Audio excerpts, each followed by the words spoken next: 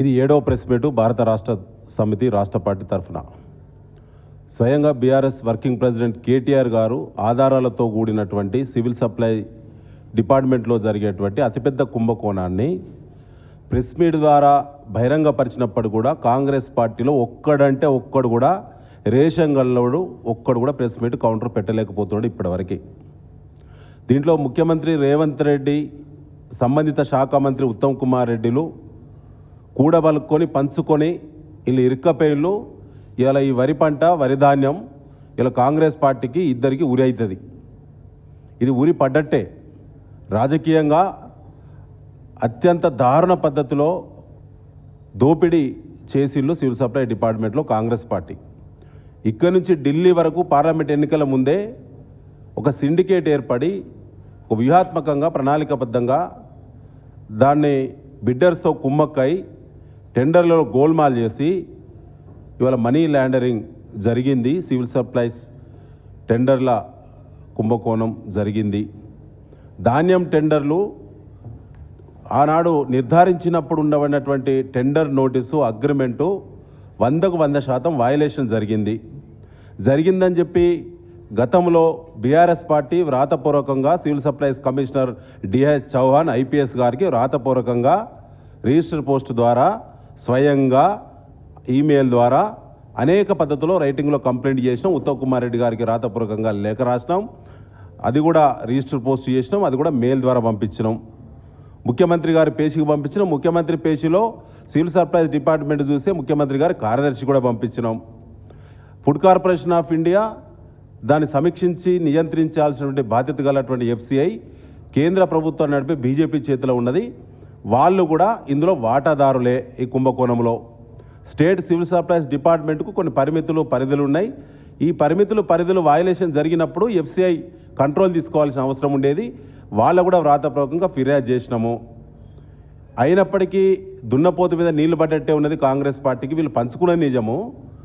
పెద్దలు కమలాకర్ గారు చెప్పారు ఖాతాల ద్వారానే మిల్లర్ల నుంచి బిడ్డర్ల అకౌంట్లకి ప్రతి క్వింటాల్కి 223 రూపాయలు అదనంగా వసూలు చేసిళ్ళు.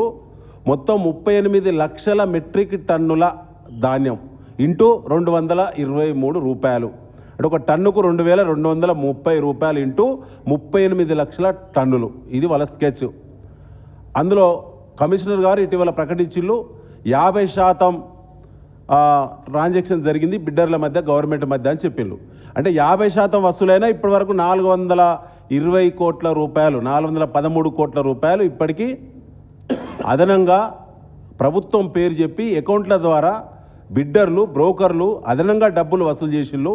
722 రైస్ మిల్లర్ల ద్వారా జరిగేటువంటి అకౌంట్ ట్రాన్స్ఫరు, బిడ్డర్స్ మధ్య ఉన్నటువంటి అకౌంట్ ట్రాన్స్ఫరు సంబంధించిన రసీదులతో కూడినటువంటి ఆధారాలన్నీ కూడా బీఆర్ఎస్ పార్టీ రాష్ట్ర వ్యాప్తంగా కలియదిరిగి కలెక్ట్ చేసి అన్ని ఆధారాలతో కూడినటువంటి కంప్లైంట్ను మరి గౌరవ హైకోర్టు చీఫ్ జస్టిస్ గారి ముందు పిల్ దాఖలు చేయడం జరిగింది. బీఆర్ఎస్ పార్టీ పిల్ దాఖలు చేసి 16 నెలలైంది.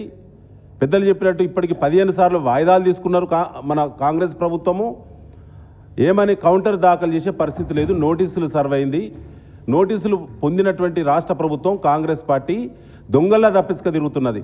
కౌంటర్ దాఖలు చేయడానికి సమయం లేదు, కానీ దొంగలకు ఎక్స్టెన్షన్ ఇవ్వడానికి మాత్రము 5 సార్లు ఎక్స్టెన్షన్ ఇచ్చే సమయం మాత్రం దొరికింది వాళ్ళకి.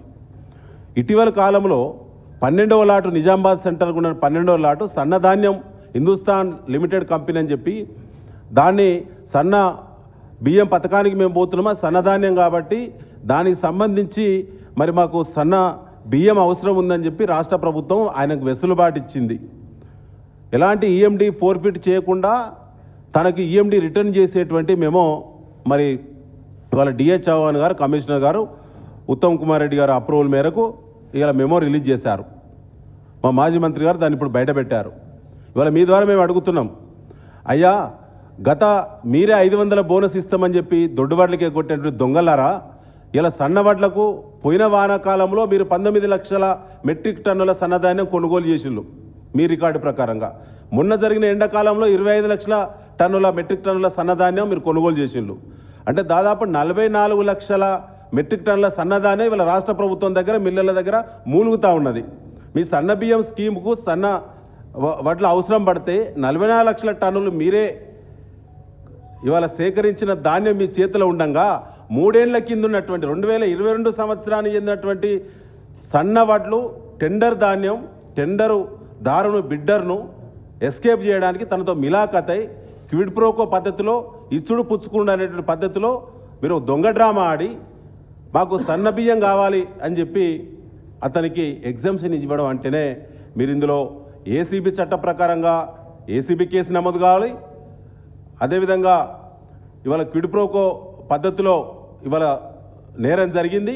దాంతోపాటు ఈడీ సిబిఐ ఇమీడియట్గా ఇన్వాల్వ్ కావాలని చెప్పి మేము గతంలో కూడా చెప్పినాం. కోర్టులో కూడా పిల్ దాఖలు చేసినాము. కోర్టు నుంచి తప్పించుకునేది ఇవాళ కాంగ్రెస్ పార్టీ ఒకటే కాదు, రాష్ట్ర ప్రభుత్వం కాదు, కేంద్ర ప్రభుత్వం కూడా తప్పించుకుంటుంది.